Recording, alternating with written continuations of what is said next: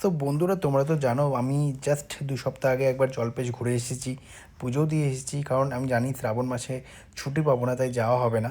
আর সত্যি কথা বলতে যেদিন আমরা গিয়েছিলাম জলপেশে, ভিড় অনেকটাই কম ছিল। আর সত্যি কথা বলতে যখন মহাদেবের পুজো হচ্ছিল সেই পুজোটা আমরা অ্যাটেন্ড করতে পেরেছিলাম। আর সত্যি কথা বলতে আমাদের আইডিয়া ছিল না জলপেশে এত সুন্দর পুজো হয়। তাই নিজেকে অনেকটা ভাগ্যবানও ফিল হচ্ছিল যে হ্যাঁ, এই পূজাটা আমরা ওই দিন অ্যাটেন্ড করতে পেরেছিলাম। সত্যি কথা, সিরিয়াসলি তোমাদেরকে আমি রিকোয়েস্ট করবো, তোমরা কোনো উইকডেতে শ্রাবণ মাস ছাড়া যদি যাও, জলপেশের পুজোটা কিন্তু অবশ্যই মিস করো না।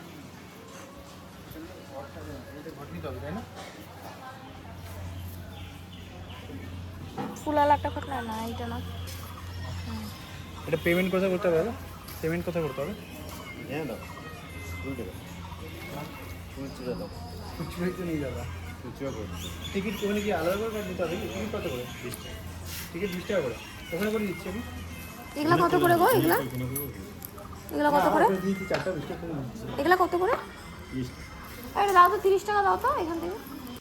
সো পুজো দিতে যাওয়ার আগে আমরা কিছু কেনাকাটা করে নিই। এখানে ঘটের মধ্যে ফুল সহকারে বিক্রি হচ্ছিলো, যেটা আমরা 20 টাকা দিয়ে কিনে নিই। আর তারপর কিছু এখান থেকে দেখতে পারছো জুয়েলারি। তো আমরা যে কোনো মেলা বা যেখানেই যাই না কেন, আমরা অবশ্যই কেনাকাটা করি। তো এখানেও ম্যান্ডেটারি ছিল। তো কিনে নেওয়ার পর আমরা চলে গেলাম ডাইরেক্ট জলপেশ মন্দিরের টিকিট কিনতে। তিনজন বড় আছে।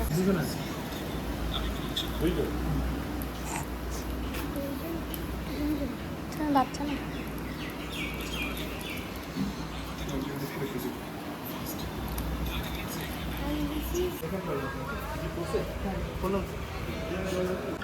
চলো।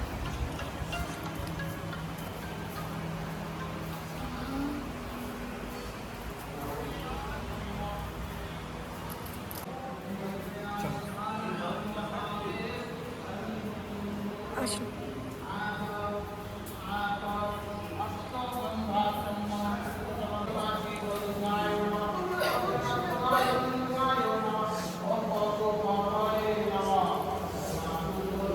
সো বন্ধুরা, পুজো কমপ্লিট হয়ে গেছে। কমপ্লিট হয়ে আমরা বেরিয়ে পড়লাম গাড়ি নিয়ে আমাদের নেক্সট ডেস্টিনেশনে।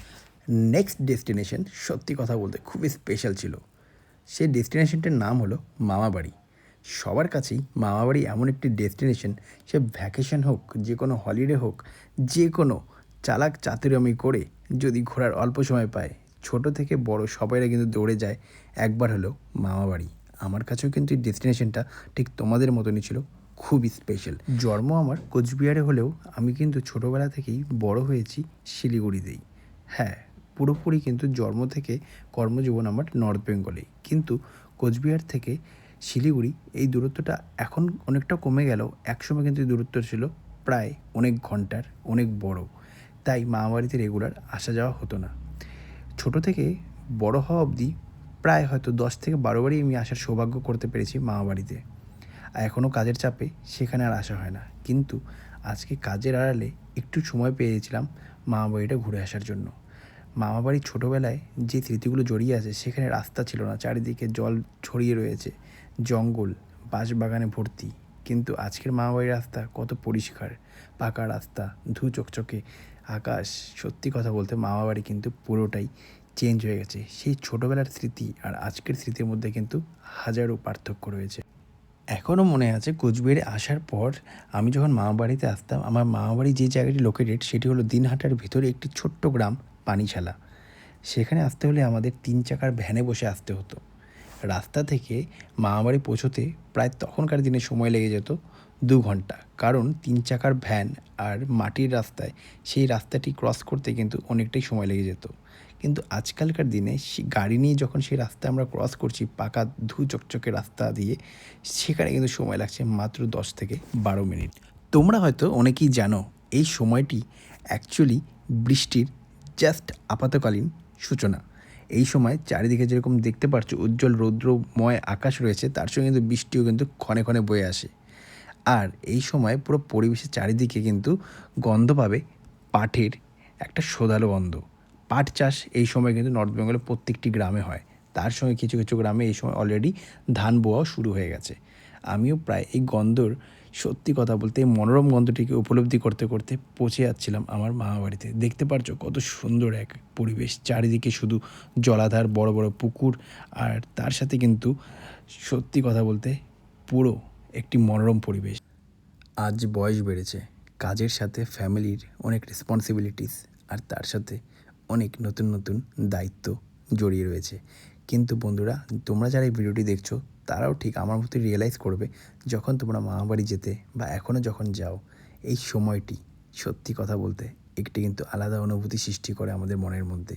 তাই এই ভিডিওটা কিন্তু আমার মতো তোমাদের কাছেও কিন্তু খুবই স্পেশাল। মামা বাড়িতে ঘুরতে আসা সব সময় শুধু আমার জন্য নয়, তোমাদের কাছেও প্রত্যেকের কাছেই সত্যি কথা বলতে একটি কিন্তু আলাদাই অনুভূতি, আলাদা এক্সাইটমেন্ট একটা কাজ করে। আর তার সাথে সত্যি এই মজার কোনো ভাগ হয় না। আমিও প্রায় অনেকটি পথ পেরিয়ে মামা বাড়িতে শেষ পর্যন্ত পৌঁছে গেলাম। দেখে খুব ভালো লাগছে সত্যি কথা বলতে। আজ 2025-এ প্রায় শেষবার এসেছিলাম 2016 বা 17-তে, কিন্তু আজকের মামাবাড়ির পরিবেশ অনেকটাই বদলে গেছে। তার চিত্ররূপ সত্যি কথা বলতে আমার পুরনো স্মৃতির সাথে কিন্তু 1 ইঞ্চিও মিলছে না। কিন্তু আমি যে স্পেশাল মানুষটি দেখতে এসেছিলাম, আমার দিদা, সে কিন্তু এখন 100 বছর পার করে গেছে। আর ওনার সাথে মিট আপটা ছিল খুবই স্পেশাল। আসো দেখে নাও। হ্যাঁ, বুড়ি কে কথা? বুড়িকে চেনেন না? কে তুমি? চেনেন না আমাকে? তুমি কে? চিনতে পারেন না আমাকে? হাই রে, হ্যালো। আমাকে দেখে চিনতে পারেন না? না, চিনা রিলেশন কিনবো? তাই? হ্যাঁ, একদম চিনতে পারতেছেন না? ভুলে গেছো? এদিকে আসেন। হ্যাঁ, ভুলে গেছো আমার কথা? আমাকে এই সংখ্যায় চলছে পাইলট নাকি? ওই দেখেন। দেয় না কে? আরে আপনি চিনতে পারতেছেন না, এর থেকে বড় আর কি আছে? তাই নাকি? ওই দেখেন তো, চিনতে পারেন নাকি? এটা কে? বাবা, তো চিনা না দিল বুড়ি? ওই দেখেন তো। হ্যাঁ, কে? ওই সুন্দরী, লাল সুন্দরী। বাবা, আমার কথা মনে আছে? এমনি ভালো। ভালো আছো? হ্যাঁ, ভালো, পরিষ্কার। চলো গাড়ি নিতে আসো। আকাশে মামার সঙ্গে দেখাশোনা করতেছ এখন? হ্যাঁ, মামার সঙ্গে ব্যবসা হাত মেলাচ্ছিস?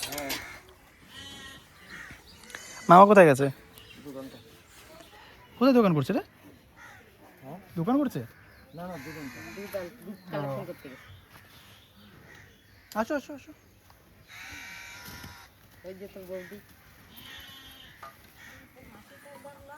ও বিয়েতে গেছিল, মনে আছে?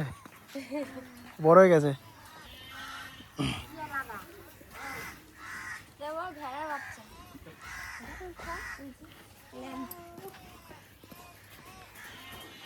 নাও করলে না?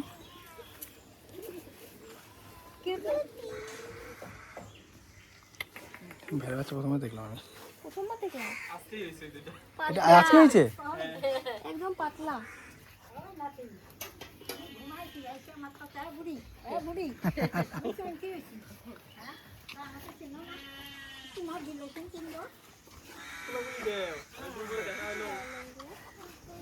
দিদার সাথে আর মামাবাড়ি বিভিন্ন রিলেটিভের সাথে মিট করার পর বেরিয়ে এলাম নিজের কাজে।